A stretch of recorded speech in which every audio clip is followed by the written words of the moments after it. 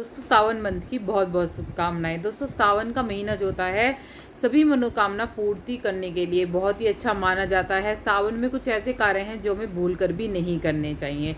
एक तो सावन के महीने में तेल नहीं लगाया जाता है, बाल आदि भी नहीं कटवाए जाते हैं।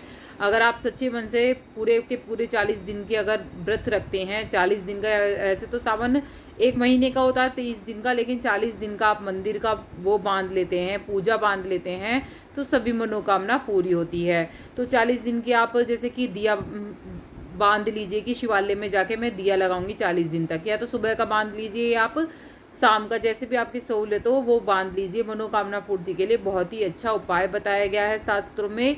यदि आप इस तरह से 40 दिन तक करते हैं लगातार, एक भी दिन छूटना नहीं चाहिए।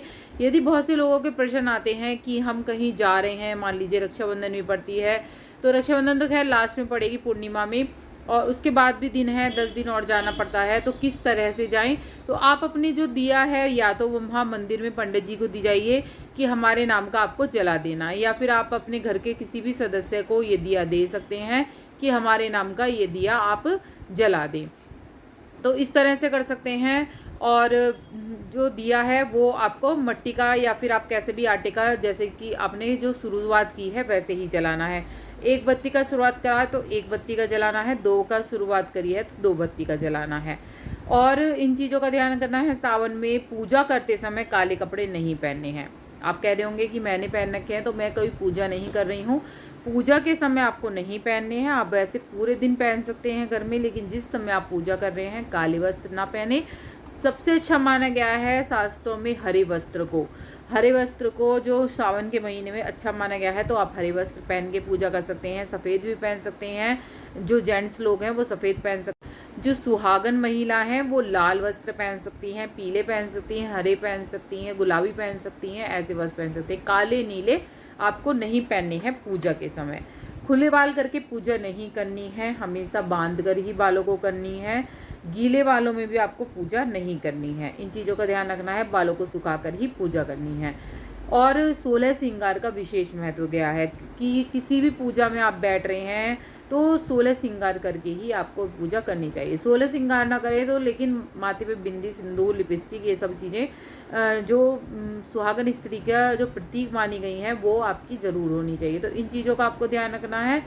और सावन के महीने में जैसे मैंने बताया है 40 दिन की पूजा अगर आप करते हैं तो सभी मनोकामना पूर्ण होती हैं। सावन कब से शुरू है, कब से ख़त्म है, ये सभी मैं मेंशन कर दूंगी, आप ज़रूर देखिएगा।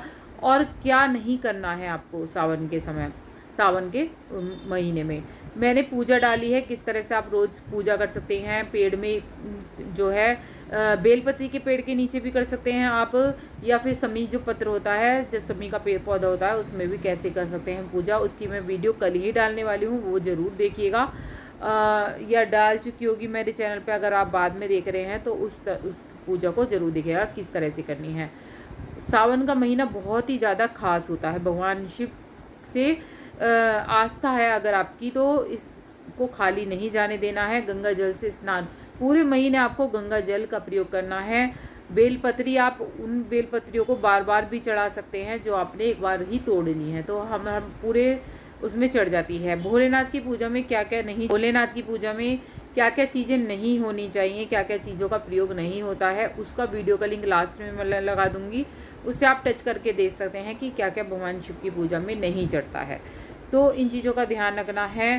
सावन में आप एक टाइम का भी व्रत रख सकती हैं, पूरा सावन का मतलब व्रत रख सकती हैं, या फिर आप सावन के सोमवार भी व्रत रख सकती हैं। तो सावन के जो सोमवार हैं उसमें व्रत रखें तो और भी अच्छा है, नहीं तो पूरे रखना चाह रहे हैं तो बहुत ही अच्छा आपके लिए होगा। तो आप जैसी इच्छा हो वैसे ही कर सकती हैं। एक समय खाना खाना होता है, जैसे कि वही रोटी वगैरह सब्जी वगैरह ही खानी होती है, तो इस तरह से आप व्रत रख सकती हैं। फलाहार भी करते हैं बहुत से लोग, तो फलाहार का भी आप व्रत रख सकती हैं। तो ऐसा नहीं है कि फलाहारी व्रत रखा जाता है, ये इसमें अन्न भी खाया जा सकता है, तो इस तरह से व्रत रख सकती हैं। लहसुन प्याज आदि चीज़ों का पूरे सावन में प्रयोग नहीं करना है। यदि आप व्रत रख रहे हैं तो अच्छे से सुन लीजिए, घर में लहसुन प्याज बिल्कुल भी नहीं बनना है। अगर आप भगवान शिव की प्राप्ति चाहते हैं, मनोकामना पूर्ति के लिए अगर आप ये व्रत रख रहे हैं, तो इन चीज़ों का ध्यान रखना है। सभी चीज़ें मेरी वीडियो पे आ गई, मेरे चैनल पे आ गई हैं, आप देख सकते हैं। अच्छी लगे वीडियो तो लाइक सब्सक्राइब जरूर कर लीजिएगा। राधे राधे।